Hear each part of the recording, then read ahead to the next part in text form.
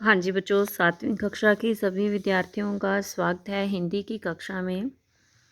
तो बेटे मैं उम्मीद करती हूँ कि आप सभी अपनी पढ़ाई बहुत ही अच्छे तरीके से कर रहे होंगे। और जिस प्रकार से मौसम में काफ़ी बदलाव आ चुका है, फिर से ठंड का मौसम शुरू हो चुका है, तो आप लोग अपनी सेहत का भी ख्याल रख रहे होंगे, है ना। और कुछ बच्चे तो बहुत अच्छे तरीके से, मैं कहूँ अगर कि वो रिस्पॉन्स दे रहे हैं, वो ऑनलाइन क्लास भी अटेंड करते हैं। और जो अब मैं उनको वर्क आप लोगों को सेंड कर रहे हैं, वो वीडियो देखते हैं, सुनते हैं, उसका अभ्यास कार्य भी अच्छे तरीके से करते हैं। लेकिन कुछ बच्चों की अभी भी समस्या है कि वो पढ़ते नहीं हैं। तो बेटे आप लोगों ने इस समय में बड़ी ही एक हम कहें कि क्रिटिकल कंडीशन बनी हुई है। हम जानते हैं कि आप लोगों के लिए घर पे रहकर पढ़ाई करना बहुत मुश्किल है, लेकिन आपने अपने पेरेंट्स के साथ, अपने टीचर्स के साथ जो है कोऑपरेट करना है बेटे। और इस स्थिति का सामना हम सभी ने मिलजुल कर करना है।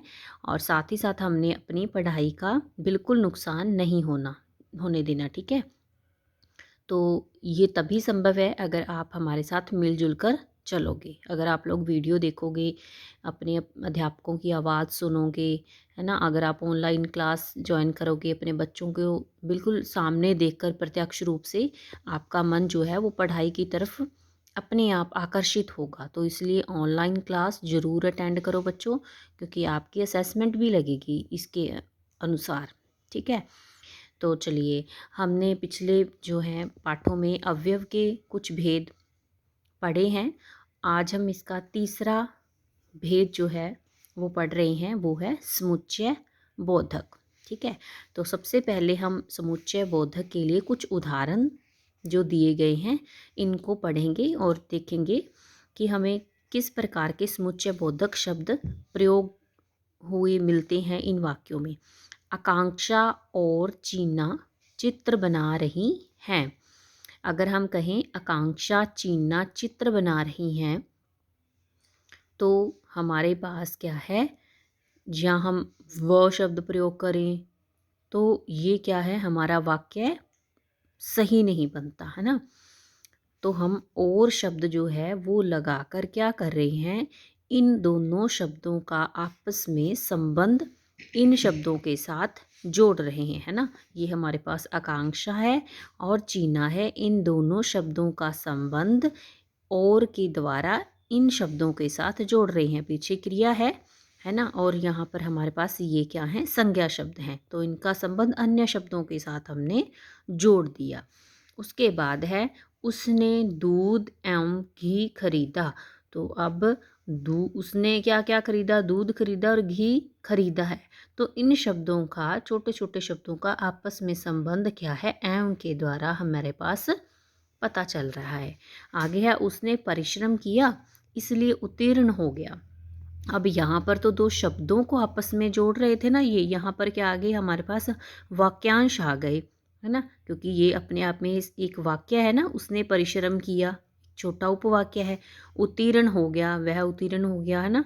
तो ये इन दोनों वाक्यांशों को आपस में जोड़ने का काम इसलिए के में हो रहा है। आगे है शुभ सो रहा है किंतु भव्य जाग रही है। तो अब ये एक वाक्य है, शुभ सो रहा है, भव्य जाग रही है, ये दूसरा वाक्य है। तो इन दोनों को आपस में जोड़ने का कार्य किंतु शब्द के द्वारा हो रहा है।